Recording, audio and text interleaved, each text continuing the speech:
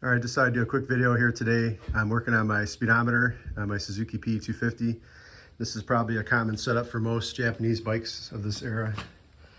And I thought I'd just do a quick video. I know this might be obvious for a lot of people, but I missed it. I was a bonehead.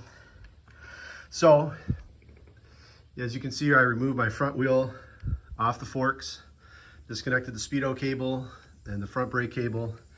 I got the brake assembly out and the wheel. So my problem was, I've had this bike, I restored it, fixed it up, but the speedometer never worked. So I thought, well, I gotta replace the cable. So I did that yesterday. I replaced the cable with a new one. I found a new old stock one on eBay. Replaced it. I thought, all right, cool, I'm all set. Went for a ride out in the yard, nothing. I'm like, damn it. What did I do wrong, you know? So I looked in here when I had it apart, and you can see here, here's like the drive part. So that part was spinning. And I thought, well, maybe one of the gears are broke or something's broken there. I looked at it, I didn't see anything. So I talked to some guys online, and they're like, no, man, but the problem is your tabs inside here are probably bent flat from the previous owner just jamming it on there, which is exactly what's going on here. So see, there's a tab there, like in the 12 o'clock position and 6 o'clock. So see how it's bent flat? You can see how they actually were wearing. So when I got this bike, it was like that. And so I just assumed it was a cable and never messed with it. And then I just put that cable on yesterday. I didn't even know that this was, you know, something to look at.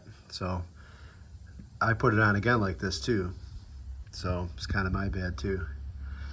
But what's supposed to happen is these tabs are supposed to stick out and up, and then they catch on your wheel like here, in between here and here. And so as your wheel turns, it's going to grab those tabs, and yeah, let's try and do all this with one hand, and it's going to spin this guy. See right here? Whee! It spins around. So as you spin that, you can see in here, see how that's spinning? And then that turns your cable, which turns your speedometer. Because I checked the speedometer too with the cable and the drill, and the speedometer was working, so I knew that was fine too.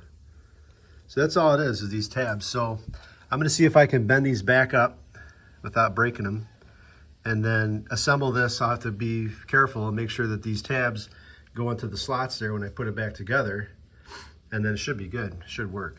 So anyway, I decided to do a quick video. I know some of this stuff's kind of simple, but maybe for guys that are starting out or boneheads like me that missed this, you know, you can kind of see visually what's going on in there.